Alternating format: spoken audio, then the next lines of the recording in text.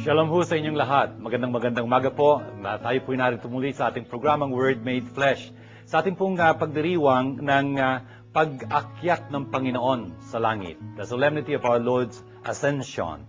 Napakadakila hong kapistahan ito na talagang para bang nagbibigay ng pinaka-conclusion doon sa buhay ni Jesus dito sa lupa. Dahil po ngayon, mawawala siya sa paningin ng kanyang mga alagad. Pero hindi ho siya lilisan. Maglalaho lang siya dahil siya ang Emmanuel. Papaliwanag po natin to sa ating programa. Akin pong binabati ang bawat isa sa inyo, lalo na po yung mga may sakit, yung mga kabataan, yung mga magulang, mga nanay at tatay na nanonood ngayon, yung pong mga kaparian, lalo na, yung pong mga religyosa, mga seminarista, mga tagapagpalaganap ng salita ng Diyos, yung pong mga katikista. Sana po yung ating programang ito ikapulutan ninyo ng inyong mga gamit sa pagpapalaganap ng magandang balita. At alam ko po, ano man ang inyong kalagayan ngayon, ito pong programa natin ito ay maging pagpapala para sa inyo. Kaya po, subaybayan niyo po si Father June dito sa ating programang ito. Sana yung inyong mga panulat, susulatan ay nandiyan na sa inyong harapan, mga kasambahin niyo at mga kapitbahay na tipon nyo na sa paligid ng inyong television sa ating pong isa pang yugto ng Word Made Flesh.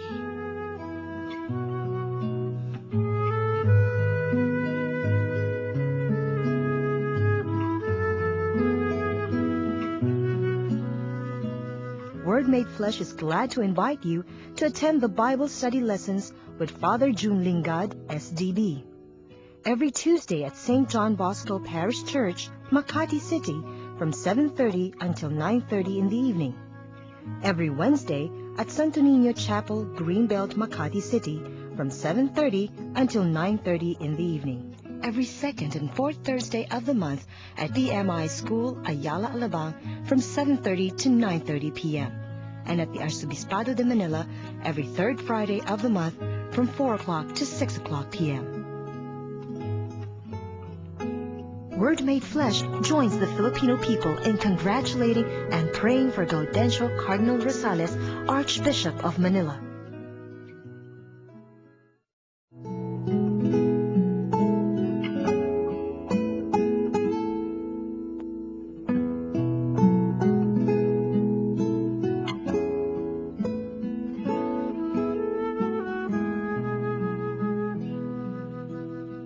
Mahal na Teofilo, isinalaysay ko sa aking unang aklat ang lahat ng ginawa at itinuro ni Jesus buhat sa pasimula hanggang sa araw na siya'y umakyat sa langit.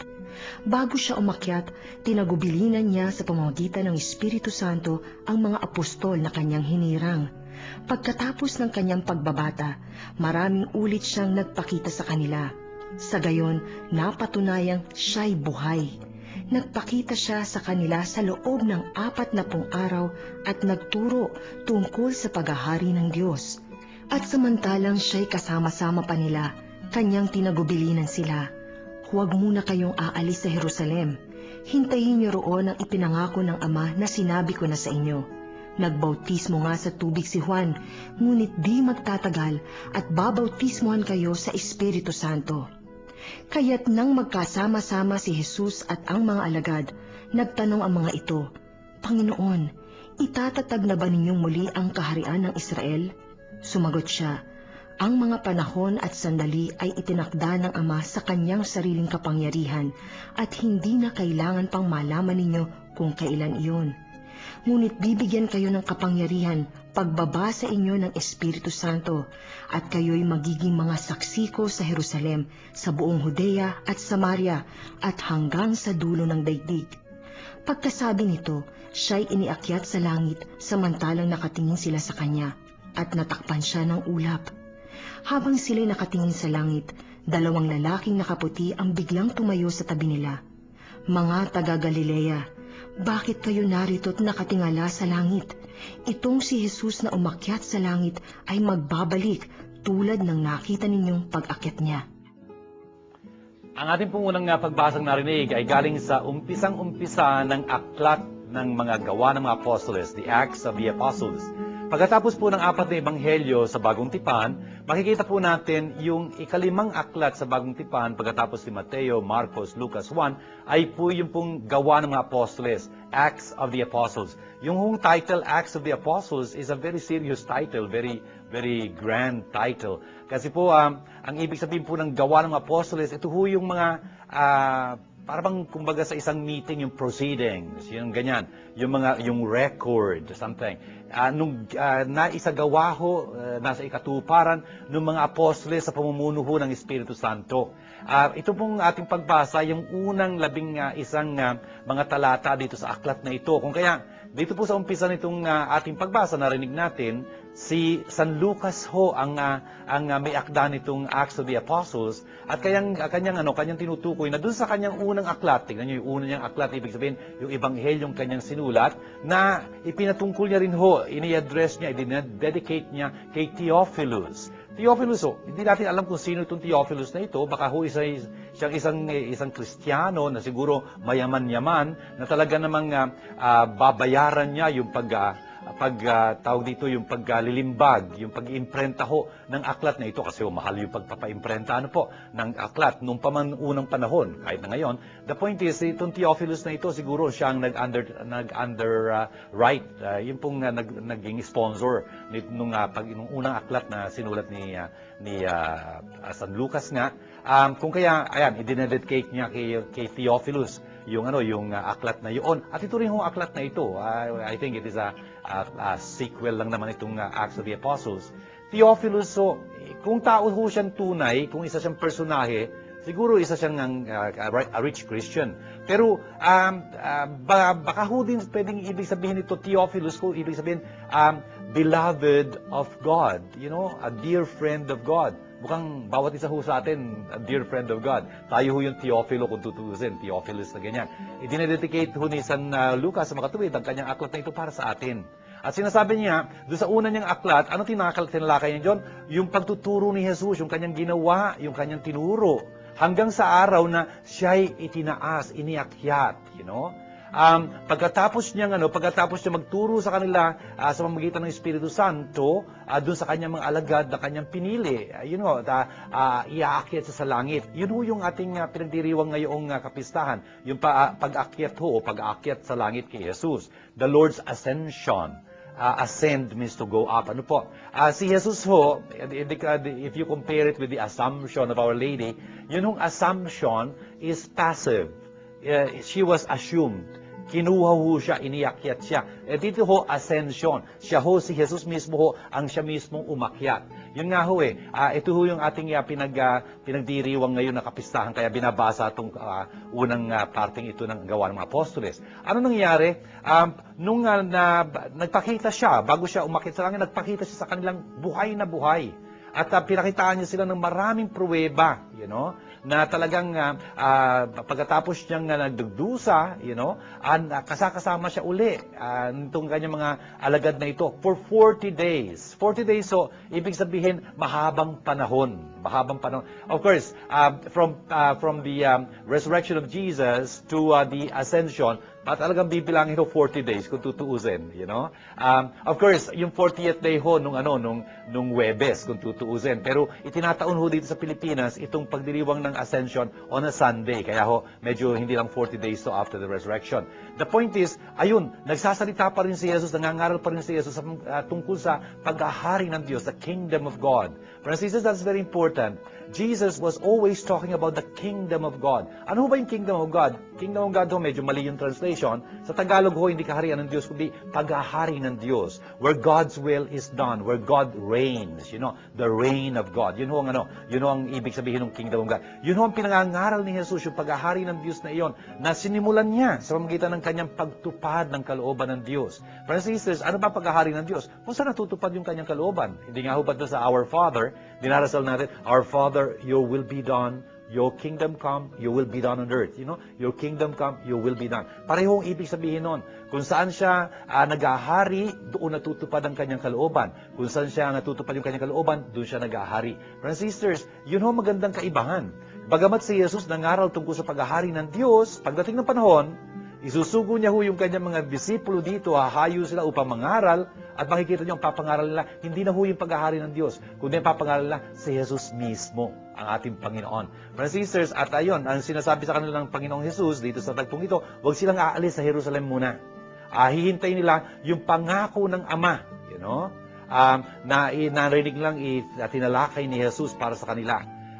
Dahil kung paanong nagbinyag si Juan Bautista sa pamamagitan ng tubig, pagkatapos ng ilan lang mga araw, mabibinyagan sila, itong mga disipulo niyang ito, sa pamamagitan ng Holy Spirit, ng banal na Espiritu. Bibinyagan silang ganyan. Friends and sisters, napakahalaga hong bagay na sinasabi sa kanila ng Panginoon, huwag silang aalis muna sa Jerusalem. Kasi tutuparin ni Jesus yung kanyang pinapangako sa kanila na talagang susugo niya ang Espiritu Santo sa kanila upang talagang mabinyagan sila. Ibig sabihin, talagang pakakahugasan sila ng Espiritu Santo ito, padadalisayan sila upang maging karapat-dapat silang talagang makapangaral.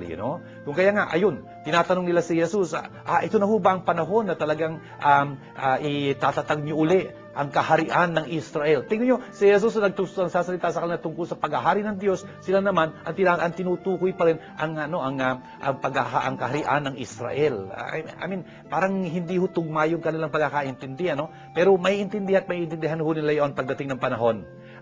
Kasi pagkatapos ho nitong pag-akyat sa langit na ito ni Jesus, dapanao ho ang Espiritu Santo kung papaunawa sa kanila kung ano yung talagang tinuro sa kanila ng Jesus at palalakasin ng kanilang kaoban para sila din makapagpangaral. Brothers and sisters, tingnan nyo, itong tagpong ho ito ng pag-akyat ni Jesus sa langit, napakahalaga ho nito. Mapakikita pa natin ito sa pagpapatuloy ho ng ating programa. Basta ho, nagdiriwang tayo ng isang napakadakilang pangyayari sa buhay ng Ecclesia, ng Church. Umakyat sa langit si Jesus. Meron hong kahulugan yon para sa bawat isa sa atin.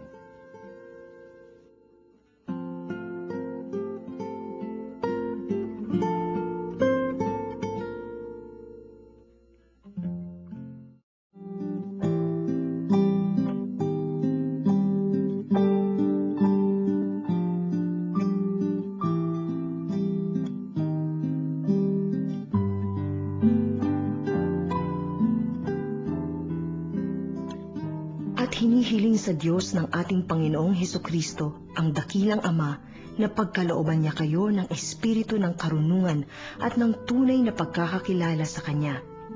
Naway liwanagan ng Diyos ang inyong mga isip upang malaman ninyo ang ating inaasahan sa Kanyang pagkatawag sa atin. Ito'y ang kaluwalhatiang inilaan niya sa Kanyang mga hinirang at ang walang hanggang kapangyarihan niya sa atin ng mga nananalig sa Kanya. Ang kapangyarihan ding iyon ang muling bumuhay kay Kristo at nagluklok sa Kanya sa kalangitan, sa kanan ng Diyos. Kaya't nasa ilalim ng kapangyarihan ni Kristo ang lahat ng paghahari, kapamahalaan, kapangyarihan at pamunuan, higit ang Kanyang pangalan kaysa lahat ng pangalan, hindi lamang sa panahong ito, kundi pati sa darating.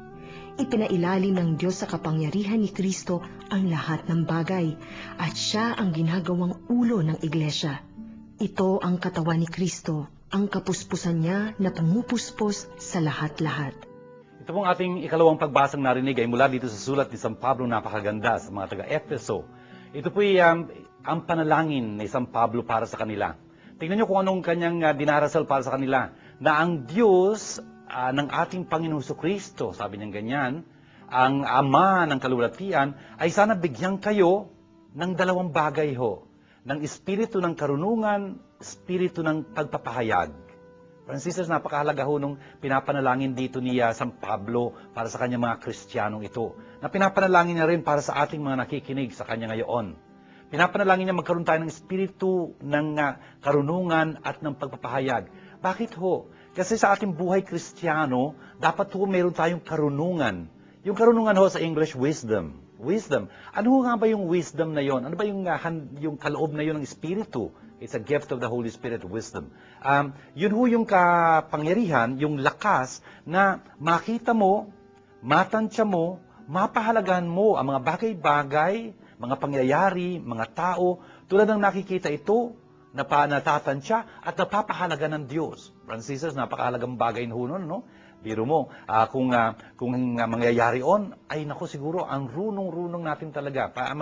Magiging magandang takbo ng buhay natin. Bakit? May intindahan kasi natin ng maraming bagay. Parang yung karunungan, parang salamin ng Diyos na pinapahiram sa atin. Pagka sinuot natin yung salamin yun, makikita natin yung lahat ng mga bagay, matatansya natin, mapapahalagahan natin yung mga yun. Tulad ng nakikita yun natatansya at napapahalagahan nga ng Diyos. Francis, for example, ano bang ibig sabihin ng buhay? Anong ibig sabihin ng kamatayan? Anong ibig sabihin ng pagkakasakit? Anong ibig sabihin ng kayamanan? Anong ibig sabihin nito? Anong ibig sabihin Naku, napaka-importante yung maintindihan natin yun sang-ayon sa Diyos. And that's the gift of wisdom. At yun ang pinapanalangin ni San Pablo para sa kanyang mga Kristiyano na talagang magkaroon sila ng karunungan yon. Hindi lang nung pagpapahayag din yung revelation.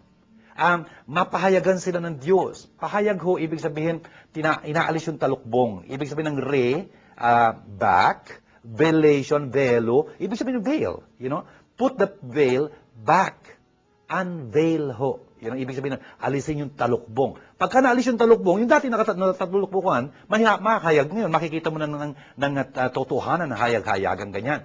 Yes, brothers and sisters, yun ang ibig ni San Pablo magkaroon yung kanyang mga Kristiyano, yung espiritong yun ng pagpapahayag. Galing sa Diyos yun. For example, hindi natin makikilala si Jesus ng tunay, kung sino siyang tunay, na siya hindi lang tao, kundi anak ng Diyos, kung hindi alisin ng Diyos yung kanyang talukbong. Yung ipapahayag niya sa atin kung sino talaga si Jesus. At sa ganung paraan, ang magiging resulta nun, knowledge. Knowledge of Him. Makikilala natin tunay ang Diyos pagka ganon. Kasi meron tayong wisdom, meron tayong revelation. Makikilala natin tunay ang Diyos. Brothers and sisters, si San Pablo Hudyo. Ang ibig sabihin ng knowledge sa kanya, hindi lang in the head, it's not mere intellectual process, kundi ito isang relasyon. Knowledge is a fruit of an experience, a personal contact. Pagka naging ganap yung knowledge na yon, it becomes love. Yes, pagka naging marunong tayo sa karunungan ng Diyos, napahayag sa atin ng Diyos kung sino ang tunay siya, makikilala natin siya, mamahalin natin siya. Ang sinasabi niya pa dito, may the eyes of your heart be enlightened, Sana talagang maliwanagan ang mga mata ng inyong puso. Brothers and sisters, mata ng inyong puso. Yun yung puso, alam nyo, ibang-iba yun sa puso na tinutukoy natin. Puso para sa atin, parang sitap ito luklukan ng damdamin. Yun yung heart para sa mga isang Hudyo, yun yung luklukan ng isip. Kung kaya nga, sana ang mata ng inyong isipan, parang ganyan, ay maliwanagan. At sa ganun parang, malalaman ninyo, sabi niya ganyan, malalaman ninyo, yung pag-asa, you will know the hope that belongs to His call. Brothers and sisters, napakahalaga ng pag-asang binibigay sa atin ng ating pagkakatawag, na maging mananampalataya kay Kristo. Our Christian vocation gives us so much hope. Because Jesus is our hope. Ang sabi ni San Pablo mismo sa kanyang unang sulat kay Timoteo, chapter 1, verse 1. Christ Jesus, our hope. Napakalaga ng pag-asa sa ating buhay. Hindi ba, bawat isa sa atin, napaka laki ng pagangailangan natin na may pag-asa tayo. Pagka nasiraan tayo ng loob, na wala yung pag-asa natin, tapos na istorya. Really. Kahit na ang galing-galing mo, kahit na ang ganda-ganda mo, runong-runong mo, pagka wala kang pag-asa, wala kang pupuntahan. Nagdi-despair ka, and that's the end of it. Brothers and sisters, napakahalaga ng pag-asang yun na nakakamtan natin dahil sa ating pananampalataya kay Kristo. Doon sa karunungan, doon sa paghahayag na binigay sa atin ng Diyos, tuloy na nakilala natin siya. We had knowledge of Him, yung love for Him. Itong knowledge na ito, talaga namang nagliliwanag sa ating isipan, yung mata ng ating isipan, heart, kung sabi niya dito. Kung kaya nga nalalaman natin, kikilala natin itong pag-asang binibigay sa atin ng ating pagiging Kristiyano. At kaya nga, malalaman din natin yung riches of the glory in His inheritance, yung yaman ng kalulati ang binibigay sa atin ng Diyos. Hindi tayo madadaig ng anumang kawalan, ng anumang pagsubok, ng anumang hirap. Hindi kasi alam natin ang yaman-yaman ng kalulatian ng Diyos, na nakikibahagi tayo dito. Hindi lang yun.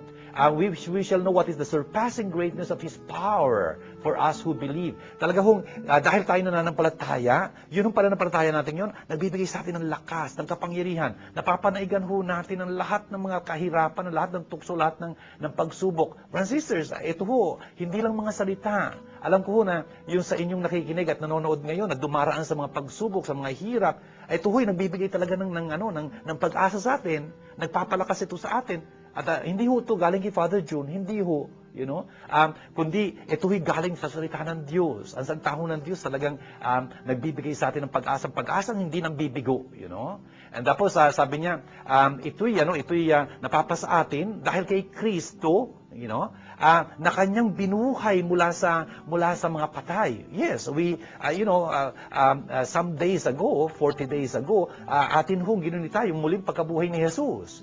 Itong Jesus na ito na talaga namang napatunayang siya'y anak ng Diyos dahil binuhay siya muli. Hindi ho namatay si Kristo lamang. Si Kristo'y namatay, si Kristo'y muling nabuhay. Kaya nga pinapanginoon natin siya. Hindi lang ho yun.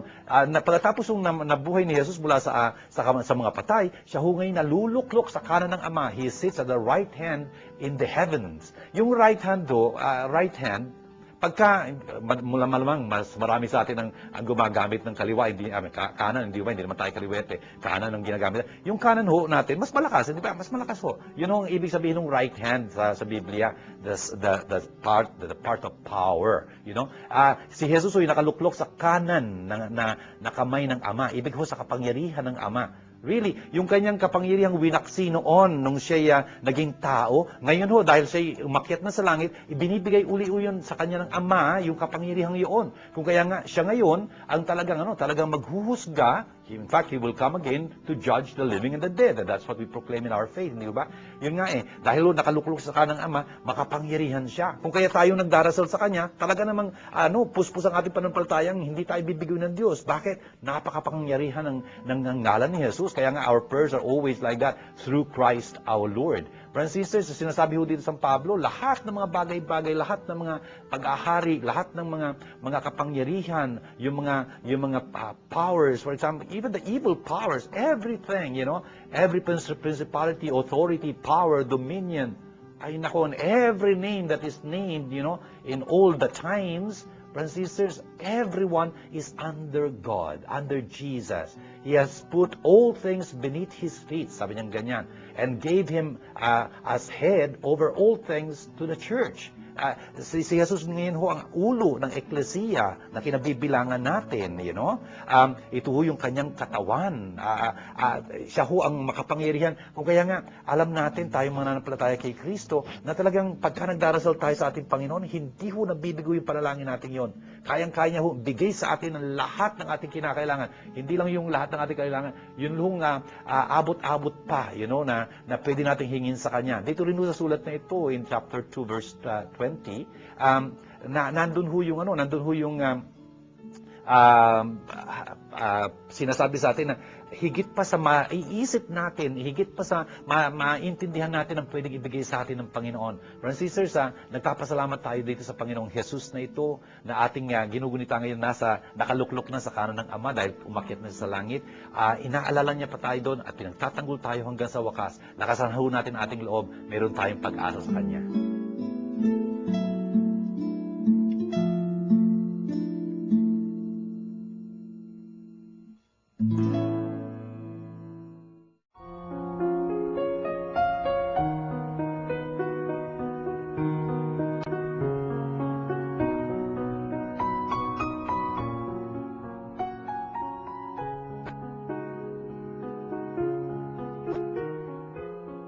Sumainyo ang Panginoon. Ang magandang balita ng Panginoon ayon kay San Marcos. Sinabi ni Jesus sa kanyang mga disipulo, "Humayo kayo sa buong sanlibutan at pangaralin niyo sa lahat ang magandang balita. Ang sumampalataya at mabinyagan ay maliligtas, ngunit ang hindi sumampalataya ay parurusahan. Ang mga sumasampalataya ay magtataglay ng ganitong tanda ng kapangyarihan. Sa pangalan ko'y magpapalaya sila ng mga demonyo at magsasalita ng ibang wika. Sila'y hindi maano dumampot man sila ng ahas o uminom ng lason. At gagaling ang mga may sakit na mapatungan ng kanilang mga kamay. Pagkatapos magsalita sa kanila, ang Panginoong Jesus ay iniakyat sa langit at lumuklok sa kanan ng Diyos. Humayo nga ang mga disipulo at nangaral sa lahat ng dako. Tinulungan sila ng Panginoon sa gawain ito. Pinatutuhanan niya ang salitang kanilang pinangangaral sa magitan ng mga kapangyarihang gumawa ng mga tanda na ipinagkaloob niya sa kanila. Ito mga kapatid, ang magandang balita ng ating kaligtasan. Mga kapatid, tingnan niyo po, nandito po tayo sa dulo ng Ebanghelyo ni San Marcos. Ebanghelyo pong ginagamit natin sa buong santaong ito, sa Ecclesia, sa taong Cycle B, yung pong Ebanghelyo ni San Marcos. Nandito po tayo sa chapter 16 at ito po yung kaduluduluhan ng Ebanghelyo niya. Sa dulo po ng Ebanghelyo ni Jesus, ang sasabihin niya sa kanyang mga disipulo ho, ibig sabihin learners, natututo sa kanya, humayo kayo. Sa makatuwid ho, ginagawa niya sila ngayong apostoles. Ibig sabihin, sinusugo. Yun ho ang ibig sabihin ng apostol, sugo. Kasi nga ho dito, pinahayo sila ni Jesus, go into the whole world. Sabi niya ganyan. Francis, tingnan niyo yung hamon sa kanila ng Jesus. Hindi lang, go to your town, go to your village, go to your province, something like that. Hindi ho. Go to the whole world. Francis, yun ho ang misyon, missionary, sugo, apostol. Pare-pareho ang ibig sabihin nun. Yun ho ang misyon ng Ecclesia, the church. At talagang dapat masakop ng Ecclesia ang buong sanlibutan sa pangangaral ng magandang balita. Brothers, sana ho, bilang mga Katoliko, tandaan ho natin, yun ho, ibig sabihin ng Katoliko, katholos. Kataholos, ibig sabihin universal, all over, Yun ho ang misyon ng isang Katoliko. Talagang ipahayag si Kristo sa lahat ng pamaraan, sa lahat ng panahon, sa lahat ng bagay. Francis, napakadakila ho nitong mission na ito. And so it is the whole world na dapat sakupin. Kung kaya tingnan nyo, yung sinabi ni Jesus dun sa Ebanghelyo niya, hindi ba? Kayo ang liwanag ng sanlibutan, Hindi liwanag ng inyong tahanan, liwanag ng inyong parokya. Hindi ho, sanlibutan. Sabi ganyan. Kayong asin ng sangkalupaan. Francis, hindi lang asin ng inyong parokya, isang asin ng inyong samahan. No. Dapat ho talagang hindi makitid ang ating vision, no? Dapat talagang, ang lawak-lawak talaga nung hamon na binibigay sa atin ng Panginoon. Hindi ka pwedeng mapagod dito kung tutuusin, Francis. Anong gagawin nila pagkahayo nila sa buong sanlibutan? Ipahayag ang magandang balita sa bawat nilalang. Preach, proclaim the gospel to every creature. Francis, nakapagtataka rito, yung gospel, si Jesus ko nagsasalita rito, no? Yung gospel yun ay tungkol sa paghahari ng Diyos. The gospel of the kingdom. The point is, ito mga disipulo na ito, na ginagawa niya ngayon mga apostoles, from learners to become apostles, they're supposed to proclaim the gospel. Francis, by the way, yung gospel, evangelion sa Griego, evangelium sa Latin, evangelio sa Espanyol, kaya sa Tagalog, evangelio. Yung gospel originally is something always proclaimed. Francis, always proclaimed orally. Nakapagtataka yun when you think about it. Kasi yung gospel ngayon, pagka sinabi mo, have you read the gospel? Have you read the gospel? Akala ba is something proclaimed, Kasi yung gospel sa atin ngayon parang aklat. Pero yung unang ibig sabihin ng gospel, hindi sinusulat. Is something orally proclaimed, At ang unang-unang nagsulat ng gospel, nung orally proclaimed, na ngayon nakasulat na, ay San Marcos mismo. Invento ho itong San Marcos. This literary form called gospel is really owing to Saint Mark. Kaya nga sinasaluduhan natin San Marcos kasi siya ang unang-unang nagsulat nung ipinapahayag orally. Brothers and sisters, yun nga itong magandang balitang ito, napapahayag nila sa bawat nilalang, ay hindi na, pagka humayo itong mga alagad na ito, hindi na yung tungkol sa paghahari ng Diyos, kundi si Kristo na mismo. Si Kristo na mismo papahayag nila. Brothers and sisters, that brings us to the beginning of the gospel, by the way. Tingnan nyo, in beginning of the gospel, ang first statement doon, the beginning of the gospel. Yun ang unang mga kataganong Ebanghelyo ni San Marcos na ito. Tapos, ang usual translation, the beginning of the gospel of Jesus Christ, the Son of God. Brothers and sisters, pwedeng i-translate yun at gustong i-translate ni Father yun, ang simula ng magandang balita, dili tiba kundi si Yesu Kristo ang anak ng Diyos. Brothers and sisters, in fact, Jesus is the gospel, is the good news, you know. The gospel is not something, He is someone. Kung kaya nga, pagka sinabi ni Jesus, proclaim, go to the whole world, proclaim the gospel, ano gagawin ng mga disipulo niya na ngayon ay apostles na? They will proclaim Jesus. Exactly. Jesus.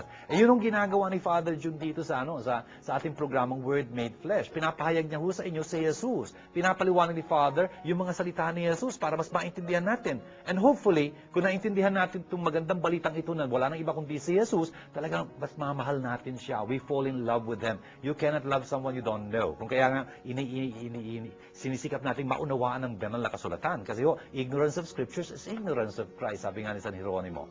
And then, Jesus says here, something very, very strong in verse 16. Sabi niya, whoever believes and is baptized will be saved. Ang manampalataya at mabinyagan, maliligtas. Brothers and sisters, hindi ka pwedeng binyagan kung hindi ka nanampalataya. That's very, very important. Hindi ho pwedeng tumanggap ng binyag kung hindi mo nananampalataya. Siguro, sasabihin, Father, bakit yung mga children? Exception ho yung mga children. Kung yung mga children man, kung tutusin kung makapulot ako, for example, isang bata, isang maliit na bata, bagong panganak, kitang-kita mo, hindi ko pwedeng binyagan yun. Bakit? Dahil dapat may aako, na mayroong, sila magpapalaki dito sa batang ito sa pananampalataya. Aakayin sila tungo kay Jesus. Kung walang mga ngako ng ganun, yung magiging ninong o ninang, kasi wala yung magulang dito, yung ninong o ninang, God-parents, parents in God, in other words, hindi yung pwede binyagan yung bata. Kasi dapat may magpahayag ng pananampalataya. At magpapahayag ng pananampalataya, yung mga magulang, yung mga ninong at ninang, Kasi importanteng manampalataya muna bago mabinyagan. At yung batang yun, pagka binibinyagan, nakita nyo ba? Pagka bibinyagan yung bata, the first thing na doon sa ceremony ho ng baptism, kung napansin ninyo ngayon ko sa susunod ninyong pag-aanak ng binyag o pagbibinyag ng mga anak ninyo, the first thing, alam niyo kung ano yun? Kukrusan ho sa noo yung bata. O bakit kinukrusan sa noo? Ano ibig sabihin nun? Ang ibig sabihin nun, yung krus ho para sa atin kasi, yung tanda ng krus, the sign of the cross, ay yung pinakabuod ho. It is the summary of our faith, of our Catholic faith. Ang sa makatuwid, pagka kinukrusan yung bata, nung pare, nanay, tatay, ninong, ninang, ang ibig ko sabihin nun, anak, ang liit-liit mo pa. Pero huwag kang mag-alala, habang lumalaki ka, akong iyong pari, akong iyong nanay, tatay, ninong, ninang, kami ang magtuturo sa iyo, magpapasa sa iyo ng pananampalatayang Katoliko. Yun ang ibig sabihin nun. Kami ang talaga mag-aakay sa iyo tungo kay Kristo para makilala mo siya, mamahal mo siya. Kami ang papaalala sa iyo ng ibig sabihin ng binyag mo ito.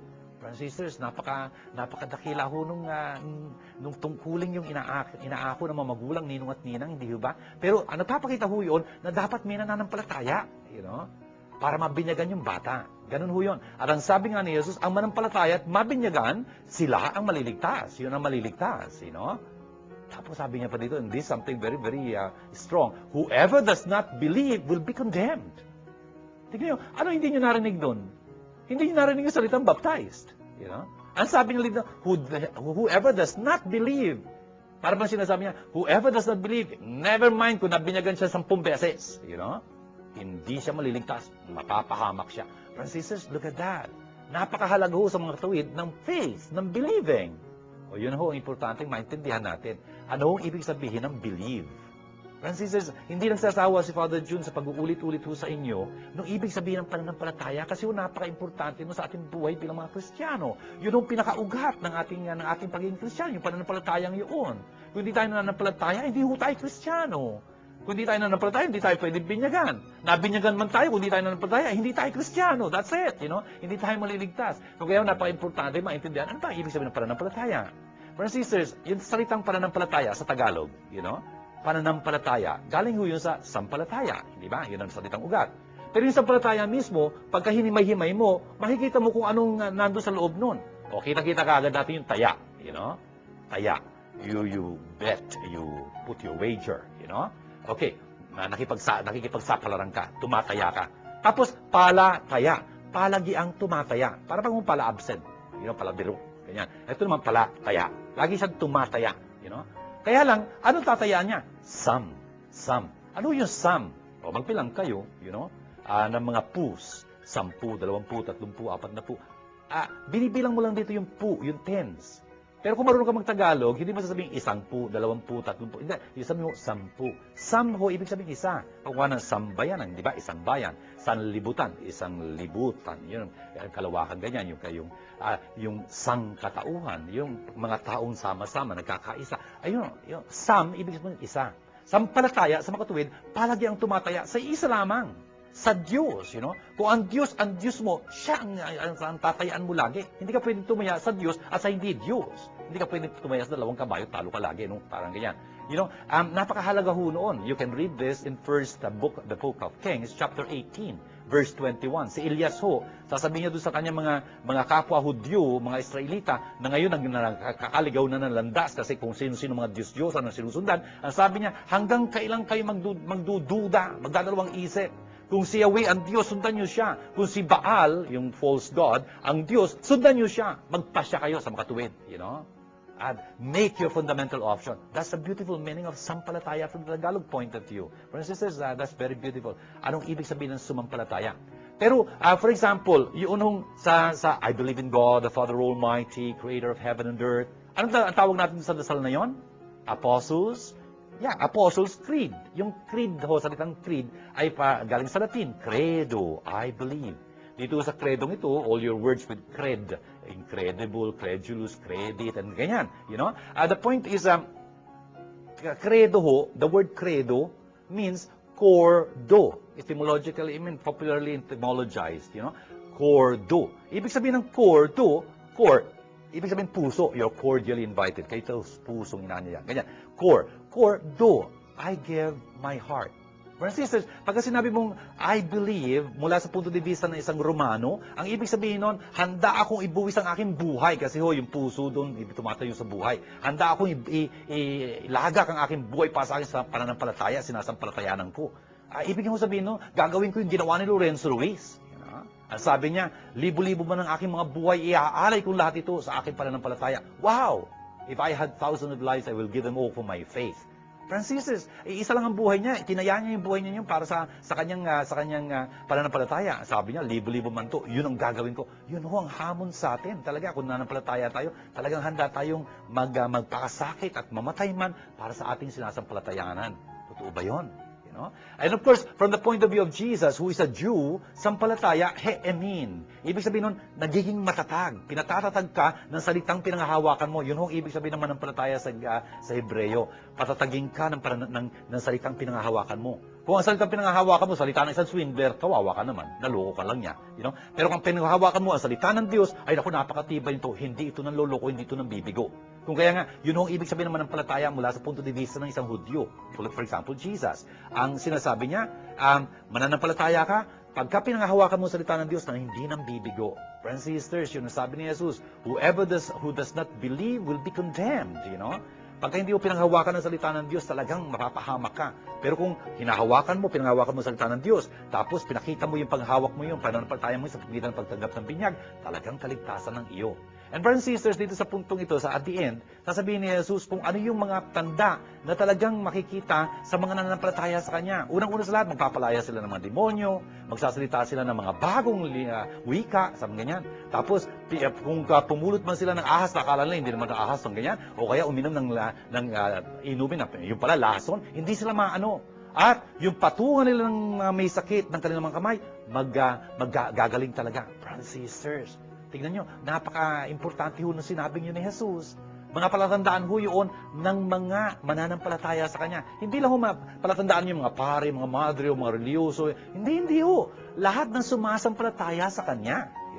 Brothers and sisters, kaya tanungin natin, sarili natin, ano bang mga gifts natin? Ito bang sinasabing ito ni Jesus? Nasa atin? For example, yung laying of hands, sa mga may sakit, yung pagpapatong ng kamay sa mga may sakit, nakapagpapagaling ho ba tayo? Father, hindi naman ako doktor. Teka muna, hindi naman ito aral sa mga doktor eh. Sabi ni Jesus, yung mga nanampalataya sa Kanya, pagka nagpatong sila ng kamay nila sa mga may sakit, gagaling sila. Natural, dapat may pananampalataya ka. Yun ang ibig sabihin, sumasampalataya sa Kanya, no? Gagawin mo yun sa ngalan ni Jesus. Si Jesus nagpapagaling, hindi naman ikaw. Pero meron ka pa pananampalataya parang gawin yun. Kasi kung hindi ka nananampalataya, hindi mo gagawin yun eh. O yung mga magulang, kayo mga magulang na nakikinig sa akin, nanonood nito, nasubukan nyo na ba yun? Kunyari, may sakit ang anak nyo, mataas ang lagnat niya, ewan ko kung ano, hindi siya, may paus siyang ganyan. Napagdasal nyo na ba sila? Sana subukan nyo yun. Sa ngalan ni Jesus, iutos nyo ho yun. Sa ngalan ni Jesus, itinataboy ko ang lagnat na ito. Tingnan natin kung anong mangyayari. Subukan nyo nga ho yun, you know? Ito pangako ito ni Jesus, hindi ito pangako ni Father June. Yun ang sabi niya, these will be signs that will accompany believers. Those people, the sick, that they will lay their hands on, will recover. Sinabi ho ni Jesus yun. Hindi depende sa edad, hindi depende kung lalaki o babae ka, hindi depende kung banal ka o hindi. I mean, wala sinabi si Jesus doon. Ang sabi niya, nananampalataya. Of course, lalo naman, nananampalataya kang tunay at nagpapaka-Kristiyano ka, no, kung tutusin. Pero pangako ito ni Jesus. Brothers and sisters, pagkatapos ito, iniakyat si Jesus. You know, iniakyat si Jesus. At anong ginawa ng mga apostoles? Ayun, araw-araw silang nangangaral, you know, ng magandang balita. At talaga naman yung kanilang pinangangaral ng magandang balitang yon, pinalalakas ng Diyos, you know, sa magitan ng mga napakaraming mga tanda. Tanda ho, ibig sabihin mga himala na talagang nandun, ginagawa sa magitan ng kanilang mga kamay. Brothers and sisters, itong panahong ito na tinutukoy dito ni Jesus, hindi ho naglaho ito. Hanggang ngayon ho, itong ginagawa ng Eklesiya. Marami pa ho tayong pag-uusapan tungkol dito. Sana ho, maintindihan natin ang laki-lako ng pagpapalang binibigay sa atin ng Panginoon bilang mga mananampalataya kay Jesus. Tayo rin ho, mayroong tungkuling humayo mangaral ng magandang balita.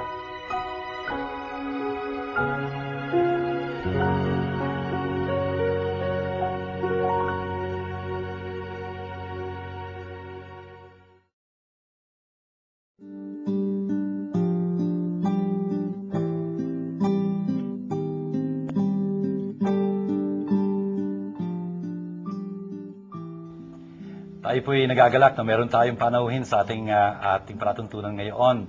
Isa ho siyang kabataan doon sa aming parokya sa Better Living sa Mary Help of Christians sa Parish, National Shrine, si Ryan Oliver Bautista. Oliver, good morning. Good morning, Father. I am so happy that you're with us today, and I'd like to congratulate Oliver. He is graduating from UP Biology ho. Anyway, I like to wish you a very beautiful life after your graduation. Oliver, in this program, nakikinig ka kanina pa sa ating palatuntunan ito. Anong punto na talagang struck you home? Sa akin, Father, yung yung nagsisend out na, yung sinend out ni Jesus yung kanyang mga disciples. So the gospel, sabi niya, go to all the world and proclaim the good news, the gospel. Very good. Bakit naging makahulugan sa iyo yun? Kasi para sa akin po, yun yung kapag nililive out mo na yung pananampalataya mo, yung sinasabi mo na kaya ka naniniwala dahil masaya ka doon sa pananampalataya mo. So, pinapakita mo ngayon yun sa mga tao. Parang sinishare mo na yung pananampalataya that's very nice. Sharing your faith. Very good.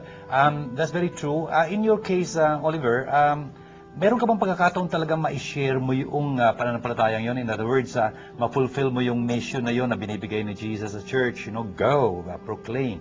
Meron ka bang share doon? Yes po, Father. What? I'm very blessed na doon po sa ating parokya. I'm one of the youth catechists. So, doon po, na ibabahagi namin doon sa mga kapwa namin kabataan yung aming pananampalataya. Oh, you are a volunteer catechist there in the parish. That's very beautiful. Kasi pwede not know. Ang gusto ko sabihin, doon sa pag-volunteer mong yan, ano bang age ang nakakasalamuha mo? Usually po from the children hanggang po early young professional, mula 7 years old hanggang 21, mga ganun po. Very good. And so, about your age. Yes. Tuwing kailan kayo nagmi-meet? Tuwing Sabado po, tuwing Sabado ng gabi, sa may parish hall po. Oh, that's very nice. And how do you feel about it? Masaya. May inner joy na nagsispring from within, na parang kahit na mahirap, kahit na since volunteer kami, hindi naman siya talaga kasama dun sa normal namin ginagawa. Pero masaya ka you're drawn to it, you're drawn to do those things po. Oh, very good. I think the good Lord Jesus must be very, very happy na isa kang nagsasabuhay nito, no? Nung nagpapaliwanag ako dito, meron ka bang katanungan kaya? Opo, Father. Ako, since it's the Feast of the Ascension, dati ko pa ito iniisip bakit ba kailangan pang umakyat ni Jesus sa langit? Di na lang siya nagstay dito. Tapos at least kasama niya pa yung mga apostles niya, di ba? Alam mo, si Jesus mismo ang sumagot niyan. Sabi niya, you know, it's more convenient. Kasi sinabi ng mga apostles malamang sa kanya yan, Lord, don't go away, you know. You will leave us, we're so sorry, it's so good that you are around. Pero sabi niya, you know, mas mabuti na umalis ako. Bakit? Kasi kung hindi ako aalis, hindi darating ang Espiritu Santo. And that's very important. You know, ang Espiritu Santo. Pagka hindi umalis si Jesus, He will be limited, you know. As man kasi, Jesus could only be in one place at the same time, you know. He cannot be in two different places at any given time. Pero pagka umalis siya, darating ang Espiritu Santo. Itong gugunitain natin sa Pentecost, right? Pagka dumating yung Espiritu Santo, talaga namang bibigyan niya ng biyaya ang bawat Kristiyano at isusugo niya yung Kristiyano sa ngalan ni Jesus mismo. Sa mga tuwid, parang si Jesus na ito nangangaral doon sa mga tao, sa mga soul na yung nakikinig sa kanila, nakikinig kay Jesus mismo. And so, talagang it is more convenient for you, more profitable for you, sabi ni Jesus, you know? Kung kaya kinailangan niyang umalis, you know? At sa ganung paraan, you know, ang buong church na will be spread all over the world na, talagang magtatamasa ng kanyang power. Kasi hindi ba, pagka mas mataas ka, mas marami ka nakikita. You know? Pagka mababa ka, nakikita mo, nandun sa paligid mo. Di mo man lang makita nasa likuran mo, you know? Pero pagka nasa taas ka, I mean, in a sense, no, Jesus is at the right hand of the Father. He's seated there. Kung kaya, He can intercede for all the church. And that is what exactly Hebrews says. He always lived to intercede for us. You know, it's something beautiful. Anyway, itong katotohanan ito na Jesus is with the Father, so powerful. What does that mean to you? It means na siya talaga yung anak ng Diyos, tsaka palagi siyang nando, nasa taas, na gumagabay sa atin, sa ating church. Do you feel that yourself? Yes, of course, of course. Kaya siguro yun rin yung isa sa mga reasons kung bakit kahit na mahirap, it's out of my way, na you're drawn talaga to spread your faith. Very nice, no? I mean, totoo yung sinasabi ni Oliver dito. I mean, you know, he has a lot of things to busy himself with. Yung pag-aaral niya na lang, hindi naman simple on. Pero nagkakaroon pa rin siya ng time to spend for Jesus, you know, in carrying out the mission of Jesus. And so, Oliver, I'd like to congratulate you for that beautiful service, that ministry you're doing, you know.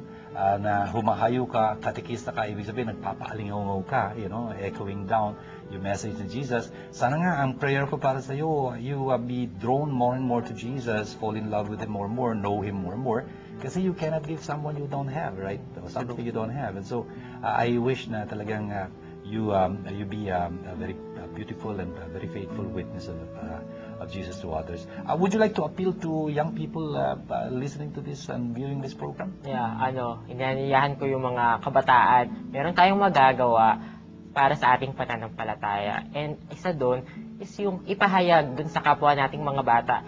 Kung gusto nyo, hindi lang sa kapwa bata natin, pati doon sa mga kasama natin sa bahay at saka sa komunidad. That's very nice. That's very nice. And I hope that appeal there will be you know, taken up by a lot of young people. Sana nga po.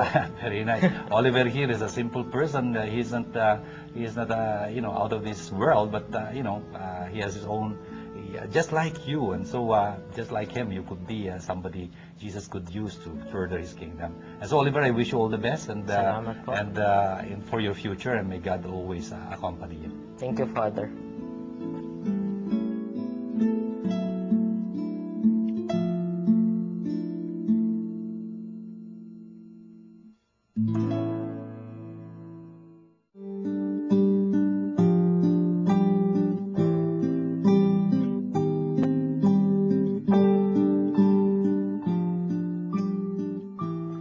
Ang dami-dami po nating natutunan dito sa ating mga pagbasa, ano po, sa pagdiriwang natin ng kapistahan ng pag-akyat ni Jesus sa langit. Brothers and sisters, isa hong sinasangguhitan itong diriwang na ito ay talaga namang ang ating pinapanginoong Jesus ay makapangyarihan.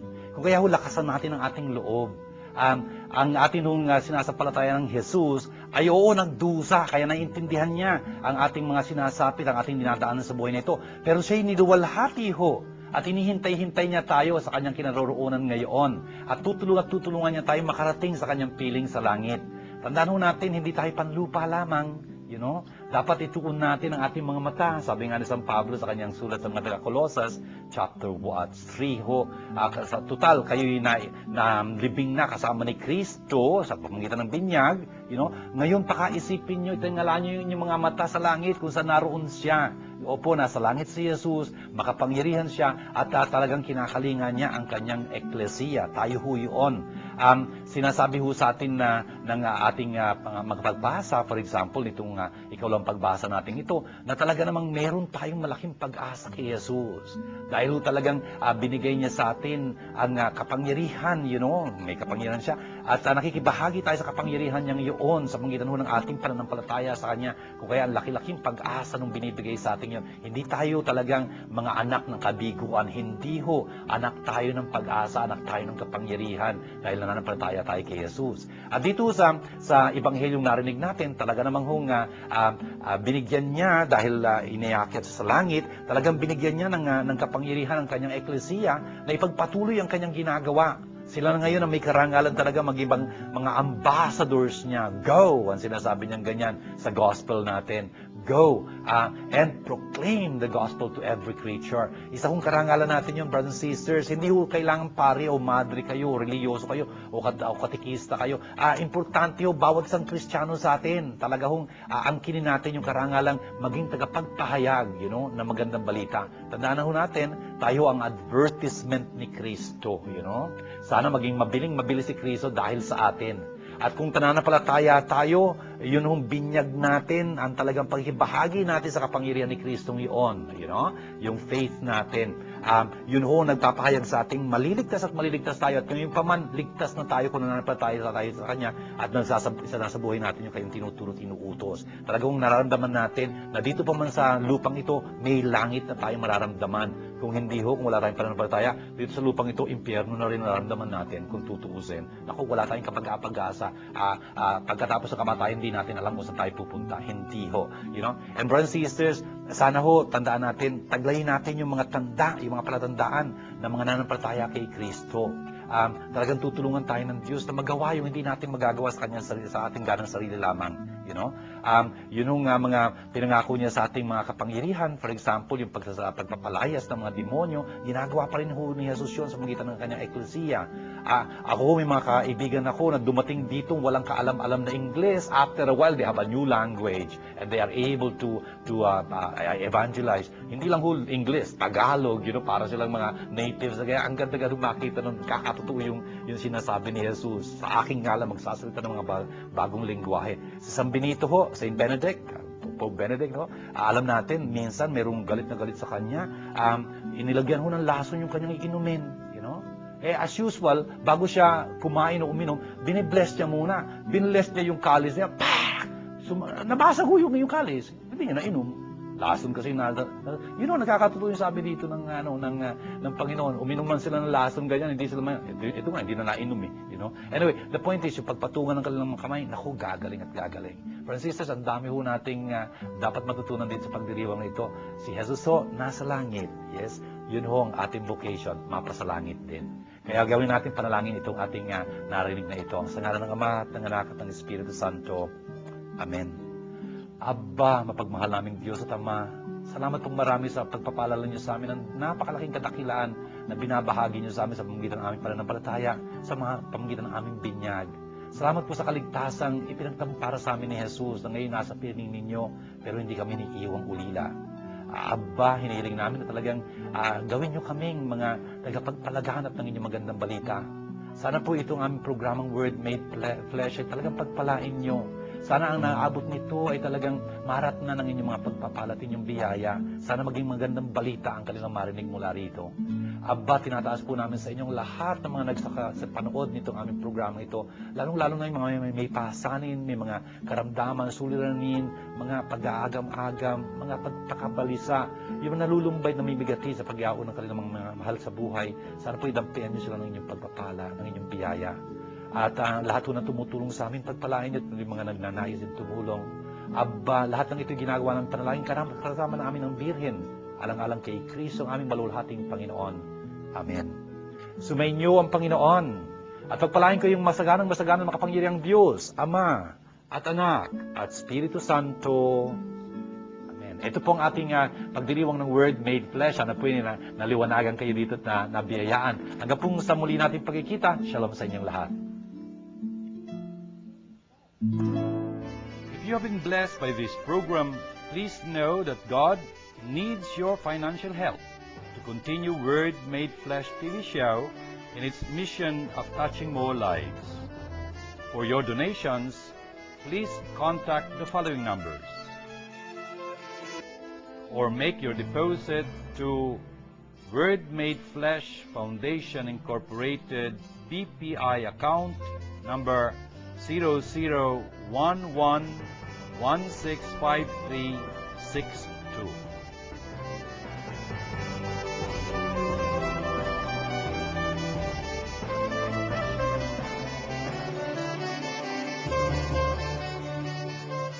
This program is brought to you by God, the Word made flesh.